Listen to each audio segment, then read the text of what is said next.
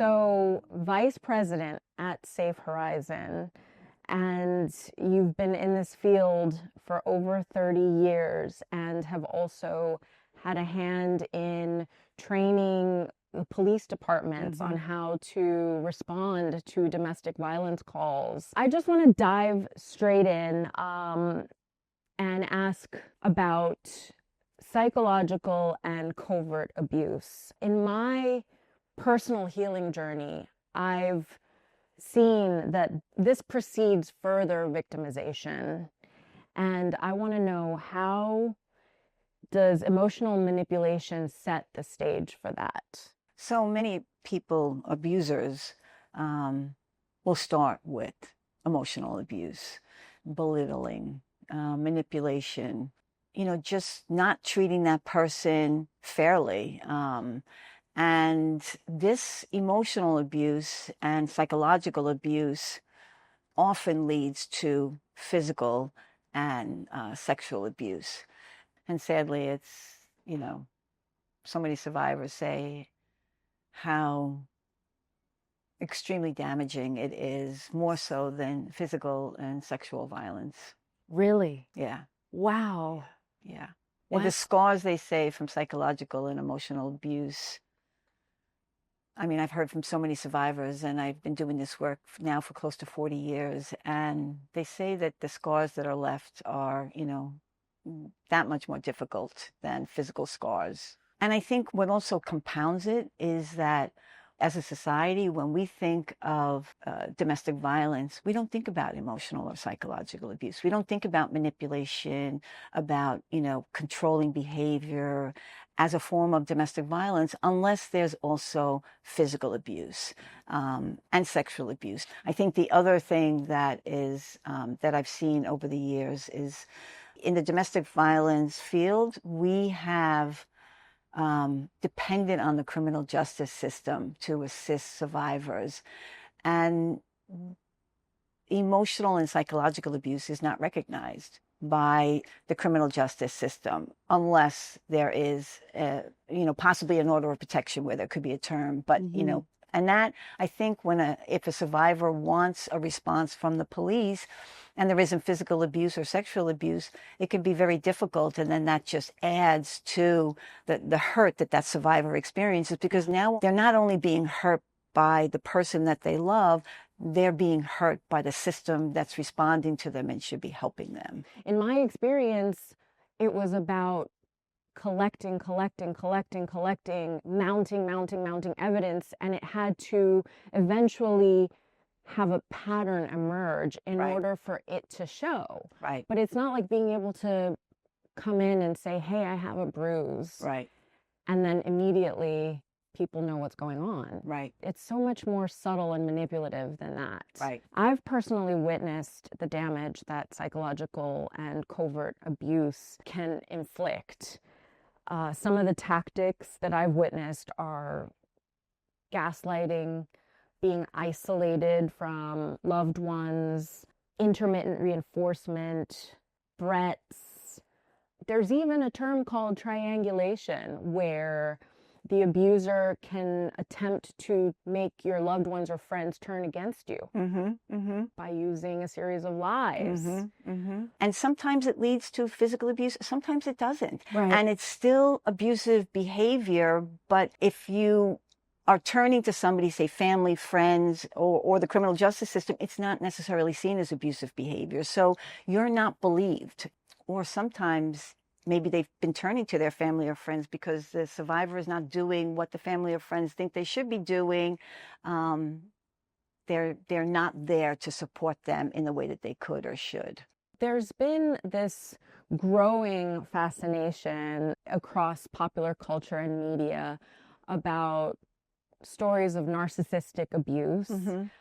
I have done a lot of research myself, and I like to call those with narcissistic personality disorder somewhat of a poster child of these particular manipulation tactics and covert abuse.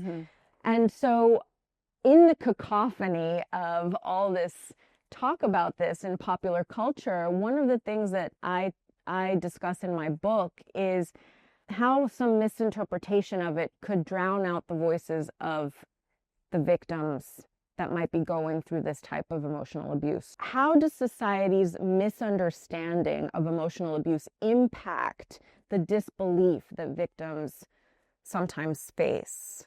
I mean, I think that, you know, it goes back to not seeing emotional abuse as domestic violence, you know, and I think that when you have that umbrella over it, it's hard to believe that the person, you know, is in an abusive relationship just because, and I put that in quotes, there's emotional abuse. There's a lot of misinterpretation and deceptive behavior that can be going on. Right. So it can be quite confusing if you don't know how to pick it apart or decipher what's going on. Exactly. So speaking to that, in the context of coercive control, abusers sometimes use something called reactive abuse, which is like baiting their victim, right? They know exactly which buttons to push, and this is done intentionally to get a reactive outburst from the victim and have them appear unstable or even like they're the abusive one in the relationship. And then they're seen that way to the outside world. What comes to mind is, you know,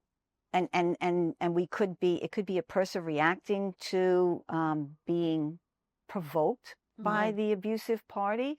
It could also be a person who's defending themselves because of what is happening. Because now, you know, that person could be using words and language, but maybe it was physical previously. So those words and language now in that survivor's world means that it could lead to violence. So they go into protective mode and they could be protecting themselves, and that could lead to them becoming violent against that person or to become verbally, I don't want to say abusive, but to respond by yelling or you know, and that's another way of protecting themselves. And in terms of reactive abuse, the one thing that's missing in the big picture to the outside world is the months or years That's right. of abuse that the victim has been enduring, possibly in silent terror. Right. And the police are not, the police are not trained to assess for that. You know, even in the primary aggressor, they're not going to look at all that history that you just mentioned. They're going to look at how many 911 calls were there, who were the callers, you know, who has the injuries here, like if they're both injured. These are the factors that they're looked at, but not the previous history of emotional, psychological, coercive control. And it's problematic in many ways, but it's also can be, you know, we work with, you know, some of the most high-risk clients that I have worked with over the years and staff have worked with are those where there may not be physical violence. There may not be a police history, but there is that coercive control. There is that threat that has happened. There's that psychological manipulation. And this is a risk indicator of future lethal violence. So it's more likely there's an increased likelihood that it could end up in lethality, even when there hasn't been physical violence at all or ever. And yet, to get the police to see that is very hard. They want to see police reports. They want to see physical violence. They want to see sexual violence. And I'm not blaming the police. I think that this is just the way the criminal justice system is set up. Sure. And a lot of these manipulative abusers can use these tactics over and over again and be pushing these boundaries against the victim without technically overstepping the law. Right. So they're like skirting it a lot. Exactly. And yet, what you're saying, the damage that's done by those threats, by that psychological and emotional abuse is what we hear from so many survivors the most damaging and the hardest to move on with in their lives when they might have ended that relationship with the person abusing them. Yeah. So Maureen, in my experience, I was 3 months pregnant with my only child, my first child, and I had been enduring a lot of psychological and covert abuse. And at that point, being in that vulnerable state that I was in, I finally broke down. I started to sob. I started to shout. And interestingly enough, this was a moment that my former abuser took to pick up his phone and video record me in this vulnerable moment and try to document this as some kind of proof that I was being unstable. Right. So in that moment, I felt like I needed help, and I called the police for help. And I tried to explain everything that had been going on and the mounting fear that had been happening over all this amount of time. But in that moment, because he showed them this video of me having an outburst and sobbing and shouting, they ended up taking me, and I was arrested. And that was such a traumatic experience for me, on top of everything else. I had never been in a position like that in my life. And I had to endure this situation, which was very difficult. And so not only has the experience of the abuse been really difficult for me, but that's also something that has been very painful for me to get over. I've been hearing of a number of cases of survivors who have had their abusers record their reactions during abuse to portray them as aggressors. So what protocols can law enforcement adopt to critically assess, let's say, video evidence in abuse cases to prevent wrongful arrests? Well, I think that the first thing I will say is enforce the protocols that are already in place. And the first is the primary aggressor, because just because you have a recording of somebody who is coming across as escalated, or even, depending on what is on that recording, what could be seen as abusive, the officers are required to determine primary aggressor. Now, I'm speaking about in New York State. It varies from state to state. And that's the first thing that they should do, is enforce what's already in place, because that can make a difference. And sadly, the reason that primary aggressor laws were put in place across the country was because when mandatory arrest laws went into effect back in the 1980s across the country, survivors were getting arrested in exactly the scenario that you just described.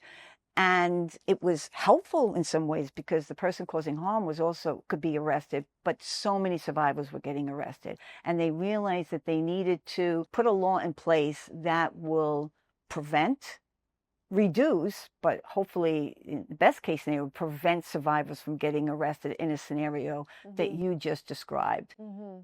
But as with any law or any protocol, it has to be enforced, and the officers need to be trained. We just recently had conversations with the police department about, doing more training, which they have been doing on primary aggressor, to ensure that survivors are not getting arrested. We also have, this is new for our agency, just recent funding in the past year, that gave us 2 advocates focusing specifically on criminalized survivors. So these are advocates that work with survivors who have become criminalized because of the abusive party. So it could be something that was happening in the moment. Maybe the person was forced into trafficking or forced into stealing something because, of the manipulation that's happening and the control that's happening in that relationship.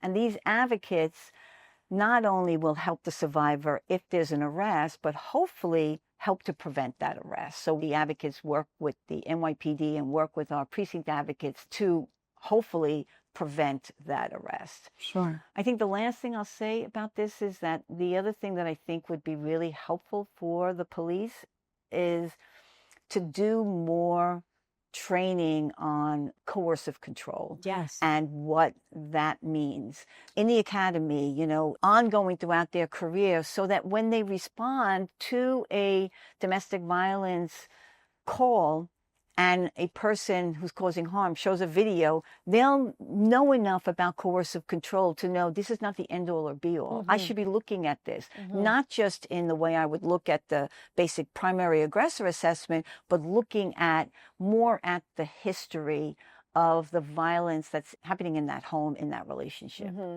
And that can make a difference in, one, properly identifying who is the survivor and who is the harming party in that relationship. And just as importantly, I believe, when there are children in the home, it's sending a message to the children that the police are helping the right person and not demonizing that person or not criminalizing that person by, arresting. It was certainly a shocking result for me because I was the one who called for help. Right. So I was so surprised that that's what ended up happening. Right. In the end, the police officers did not pursue the case. When I showed up to court, it had been dismissed. Right. So I didn't even have to appear in front of the judge. Right. And it was immediately expunged. I think it's probably because they saw that I had absolutely no record. Right. There was nothing to show that I could have been the aggressor. So in the end, that was a positive outcome. But at the same time, it left an invisible scar that I will carry as the lowest point in my life. Yeah. I'm sorry that you had to go through that. That is horrific. I can't even imagine, getting arrested, particularly when you're the one who called the police for help. And as you said, even though it didn't go any further, you were still arrested, and I think the damage to you and the damage that's ongoing in how that makes you feel, and also the lack of trust now, I would imagine you have in calling the police. Even if your life is in danger, not being able to feel comfortable to pick up that phone and call 911 because of the experience that you had previously is horrific. It's horrible. One of the many reasons I've been so fascinated with your work is because I know that you have been key in implementing some training programs for the police departments and also placing advocates in different precincts throughout New York City, which is very, very important. As I mentioned, I've been doing this work for many, many years now. And there's been a lot of laws, policies, protocols, trainings. And what I still see happening with police, but also in our society, is victim blaming, is blaming that person for the violence that's brought on them and not believing that person and not understanding the trauma that that person is living with and the terror that that person could be living with, even when there isn't physical violence. What they could do better, and I've seen this start to happen in the last couple of years, and my whole career has been working with the NYPD, is they are starting to recognize and understand the importance of a compassionate, empathetic response. More recently, I heard another leader in one of these DOMSTAT meetings where they were looking at body camera, and in the body camera, the officer didn't respond appropriately to the survivor. And the chief said in the meeting, I think the officer should go back to that survivor and say, I'm sorry for my response. That's powerful. Oh my God. I was like blown away. I was like, because that's real. And that is something a survivor is going to remember. Yes, she's going to remember not being treated fairly and not being treated right. But if somebody owns it and apologizes for it, it can make a difference. And saying this in a meeting like this, it recognizes, because once again, it was just the way, the tone sometimes of the way that they talk, that it was clear that she wasn't being believed, and yet they were taking steps in the way that they should under the law.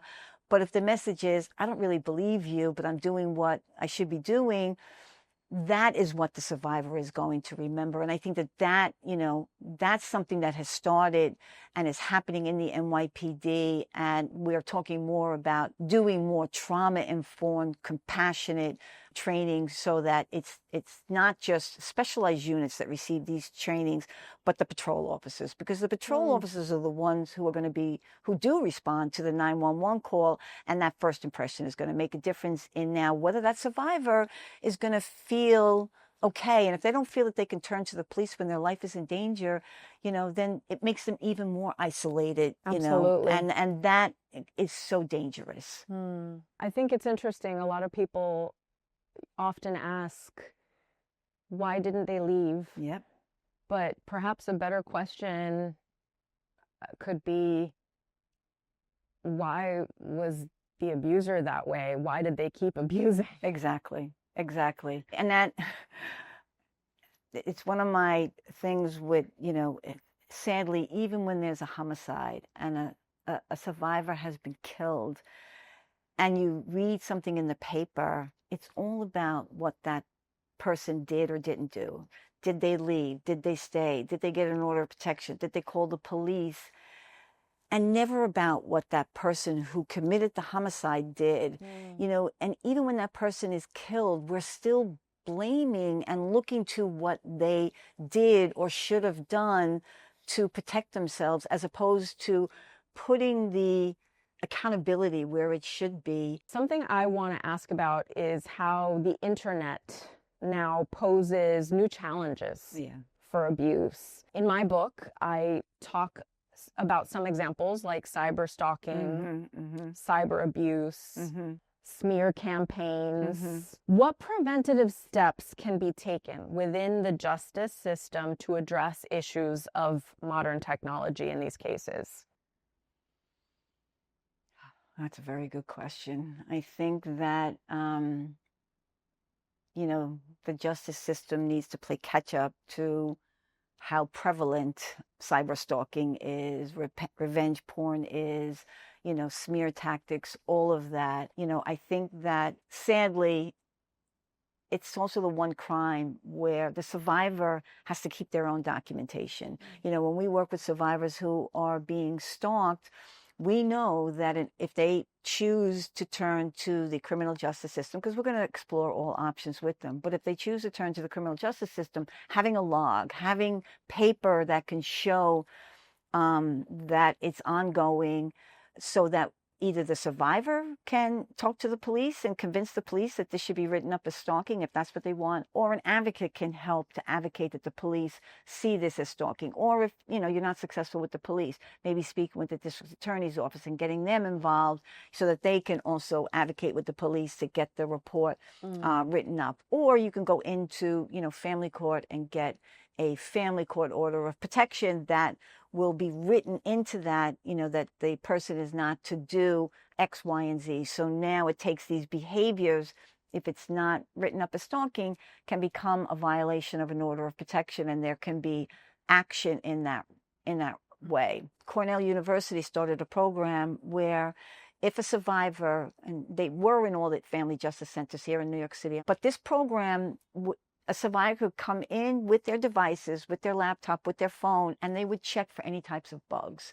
So that, and if they were there, they would clean it out. And then safety planning was provided around, because sometimes, that could be what can help prevent that person from continuing to stalk them through the internet and through social media. In my experience, the only way that I was really able to show the inconsistencies in my abuser's actions was to document, and then only then did a pattern emerge that I was able to show to the courts, and then I was able to get an order of protection. Right. But it can be quite difficult navigating the internet and anything that has to do with cyber abuse. I call it something of a wild, wild west. Yeah. To wrap up, I'm gonna ask you one more question, and I would like to address this one for our listeners who might be experiencing abuse, or perhaps for those out there that are listening who may want to help. Can you share a story of a survivor who took crucial steps toward healing, and what our listeners can learn from their journey? I mean, I think that, what's really important to know for survivors is what works for me may not work for you. And, I have worked with survivors who have found justice through the criminal justice system or through family court. I've worked with survivors who have found justice by being advocates and really speaking up and speaking out, you know, advocates and activists, and they have found justice. I've worked with survivors who have found therapy, whether it be art therapy or talk therapy, to help them, address their trauma. I think that, you know, we have moved away, and I'm really glad that we have, of a one size fits all, and knowing that, you know, as I said, what works for me may not work for another person. And I think that the other thing that I would say, and this also comes from survivors, I was on a panel one time, and they asked the survivor, what can we do to help you in your healing from the abuse that you have experienced? And the survivor said, believe me. Believe me, and don't judge me, and listen to me. And to me, it was so powerful, because that can be the starting point for a person's healing journey. Wow. Maureen, thank you so much for your time. I know that you all have such amazing programs and things that keep you very busy here at Safe Horizon, but I am really, really grateful that you took the time to be able to talk to me, and for our listeners to be able to hear all this information is so valuable. Well, thank you. Thank you for inviting me. Thank you for, you know, asking me such thoughtful questions, and for allowing me to share my experience and my thoughts about, you know, my pretty much life's work of working with survivors. And thank you.